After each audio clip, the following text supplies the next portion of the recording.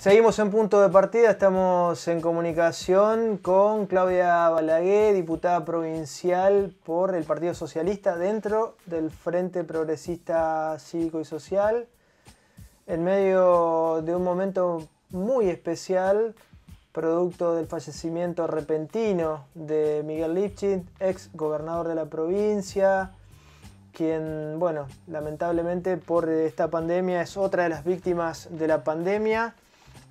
Claudia, gracias por estos minutos y me parecía oportuno charlar más allá de la sesión, que en la sesión habrán hablado mucho del ex gobernador. Bueno, una semblanza de lo que era Lifchit para aquellos que no tuvieron la perspectiva que sí vos tuviste como ministra, como parte del ejecutivo de Lifchit y también como parte de una estructura militante, ¿no?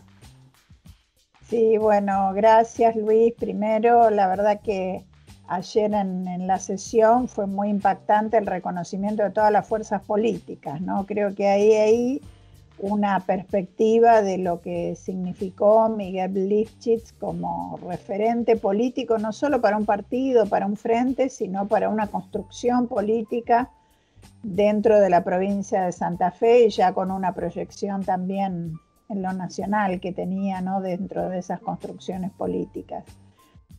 Y bueno, desde lo personal, haber compartido muchas cosas en estos últimos años, fundamentalmente porque si bien comenzamos un camino de militancia más o menos por la misma época, de militancia universitaria, yo estuve muchos años más en la universidad y él ya había tomado el camino de la gestión municipal primero y provincial después. Y bueno, siempre recuerdo cuando me convoca para el Ministerio de Educación, yo ya había estado con Antonio Bonfatti, lo primero que me dice es, a mí me hubiera gustado ser ministro de Educación. Él ya era gobernador electo, él ya tenía una enorme responsabilidad por delante y muchísimos proyectos, como de hecho lo ha hecho. Y bueno, y me transmitía esto, que le hubiera gustado ser ministro de Educación, un apasionado por la educación, realmente un apasionado por la educación, bueno, a tal punto que hicimos esta despedida en Rosario, en la Biblioteca Argentina, que fue una de sus obras predilectas, porque recordaba cuando era chico e iba con su mamá a buscar libros, a estudiar. Bueno, su mamá fue docente también, una reconocida profesora. Así que un vínculo muy fuerte con la educación y eso para mí me facilitó un montón las cosas porque Claro. Llevarle propuestas, llevarle proyectos, que él trajera también sus inquietudes y sus expectativas de innovación, porque fue un gran innovador en todos los campos en los que accedió en la gestión. Bueno, era fácil el diálogo, era fácil entendernos y era fácil también conseguir inversiones en educación, algo que para todos los ministros siempre es una pelea, ¿no? Cada uno quiere conseguir una mayor inversión para su ministerio y Miguel nunca tuvo ninguna duda de la gran inversión que había que hacer y que hizo en la provincia de Santa Fe, particularmente en todo el sistema educativo. ¿Cómo era Miguel en el día a día, ¿no? En el Ejecutivo, Claudia? Bueno, una persona extremadamente trabajadora, pero obsesiva con el trabajo, ¿no? De los primeros que llegaban y de los últimos que se iba. Y además lograba tener en la cabeza, cosa que a mí me llamaba mucho la atención, que pudiera tener todos los temas permanentemente en su cabeza. Y mandarnos hasta el mínimo detalle a cada uno de los ministros. Bueno, y en esto se logró avanzar, y esto que habíamos charlado, ¿en qué etapa estábamos? ¿Y cómo lo seguimos? Y esta persona que preguntó y demandó por esto en tal pueblito de la provincia de Santa Fe, ¿cómo le respondimos? ¿Cómo le dimos una respuesta? Todo eso, tenerlo permanentemente en consideración, desde el lugar más chiquitito, desde la escuela rural más alejada, que necesitaba a lo mejor un cargo, una inversión en infraestructura, lo que sea, él estaba atento a dar respuestas y por lo tanto nos obligaba a todos a estar en ese ritmo, ¿no? A los ministros y de los ministros a todos nuestros equipos de gobierno. La verdad que en ese sentido siempre fue muy interesante ejercer ese ritmo de trabajo, que no es tan frecuente y que para nosotros fue un gran desafío y un gran honor, porque eso nos permitió conocer toda la provincia, estar en contacto con cada lugar provincial y tratar de llevar dentro de todas las posibilidades y de todo nuestro esfuerzo una respuesta a cada uno de esos lugares, ¿no? Que creo que es lo más importante cuando uno ejerce la función pública como un servicio público, como realmente lo debe ejercer. Claro, claro, claro. Ahora, un desafío muy importante el que tienen por delante, Claudia, no solamente el socialismo, sino todo el espacio que será Frente Progresista o será otro espacio, pero digo, un desafío enorme porque de alguna manera, siendo un gran elector, Miguel Lifchit aglutinaba, ¿no? Y más allá de las diferencias que se puedan tener dentro de los sectores de los partidos y de los frentes, pero esa cualidad de gran elector, que fue uno de los últimos grandes electores, Lifchit, con Wiener y con Reutemann, salvando siempre las distancias, obviamente, pero de alguna manera esa capacidad de aglutinar, bueno, generaba otro marco, ¿no? Ahora es distinto, todo un desafío no solo para el socialismo, ¿no?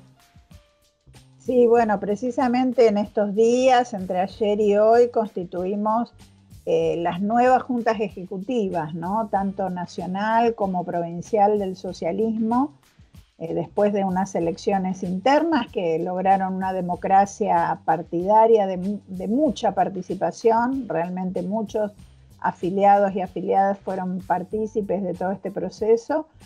Y bueno, por supuesto que fue como sentirnos distintos, ¿no? Tomar este desafío como ya lo teníamos previsto, analizado y organizado, pero por otro lado tomar este desafío con estas carencias, con la carencia de Hermes hace muy poco tiempo, ahora con lo de Miguel, que como vos decís, fueron inmensos electores, y también con una construcción política muy fuerte que se hace. Más de 20 años se viene haciendo en Santa Fe, que es el Frente Progresista.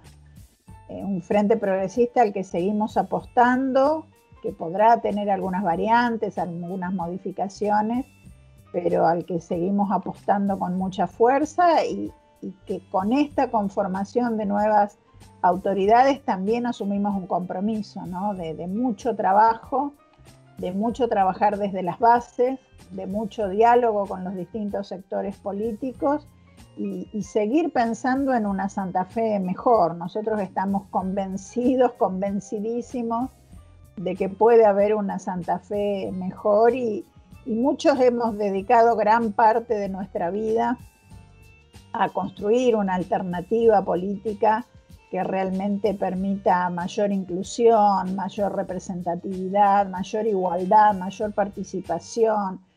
Creemos realmente en una sociedad más justa y por eso vamos a seguir trabajando en el mismo camino.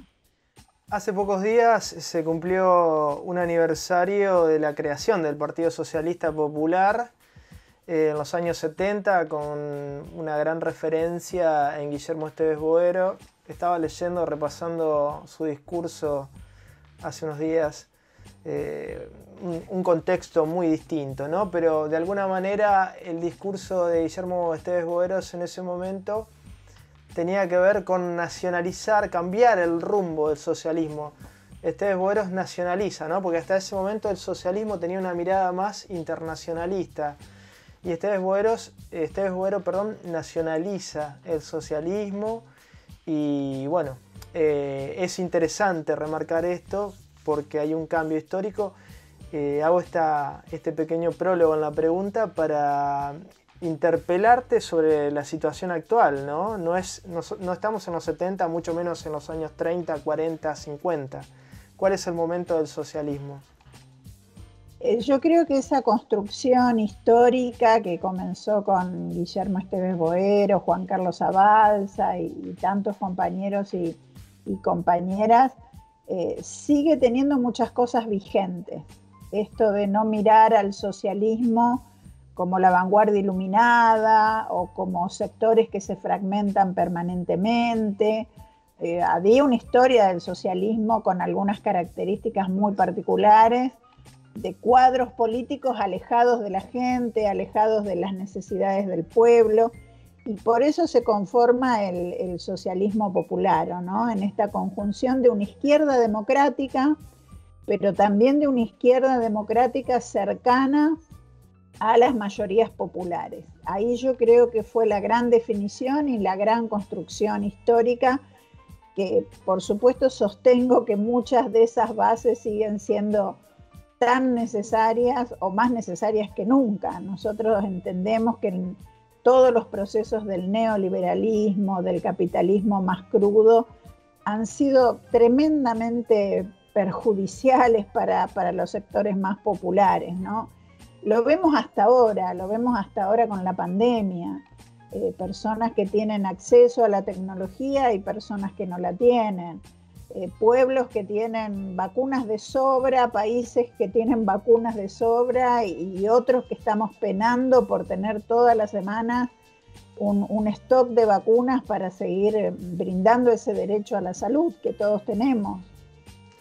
Bueno, esas desigualdades son las que combate el socialismo, por eso digo que las bases son absolutamente vigentes, incorporando miradas de los movimientos más fuertes de las últimas décadas, ¿no? Los feminismos, los movimientos de las juventudes, los movimientos sociales, los movimientos ecologistas. Hay mucho para sumar e incorporar, y creo que esto es lo bueno del socialismo del futuro.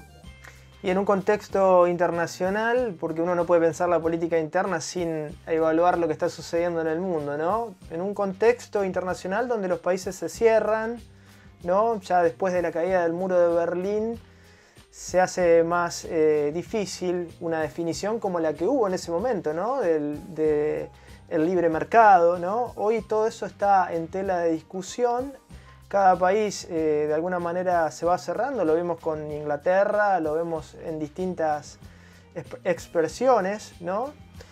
Para bien o para mal, los pueblos, los países se cierran y uno piensa que si Argentina no tiene una respuesta nacional, un proyecto nacional frente a estos esquemas mundiales, va a ser muy complejo la interrelación, ¿no?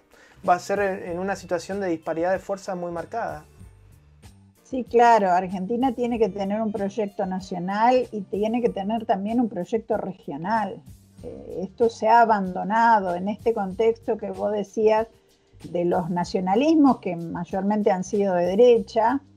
Estos nacionalismos de derecha no han permitido muchas veces crear y desarrollar y fortalecer los contextos regionales que son fundamentales en estos momentos, ¿no? Lo que padecemos en Argentina lo padece gran parte de Latinoamérica, y en eso nos tenemos que fortalecer y mucho. Vemos que, bueno, Europa parece que va en un proceso contrario. Estados Unidos siempre tiene sus particularidades, pero ahora, bueno, hasta ha aceptado la liberación de los derechos de propiedad intelectual de las vacunas, cosa que me parece asombrosa pero positiva a la vez, ¿no? Porque se están viendo que hay cosas que nos afectan a todos, como este virus, y que va también cambiando un poco lo que estaba perfilando. Yo creo que va a haber cambios en Brasil. Hay cosas que creo que nos dan también una perspectiva de construcción nacional, pero abierta a la región y fortaleciendo la región. Claudia Balaguer, muchas gracias por estas reflexiones. Gracias, un abrazo grande. Abrazo. Seguimos en Punto de Partida.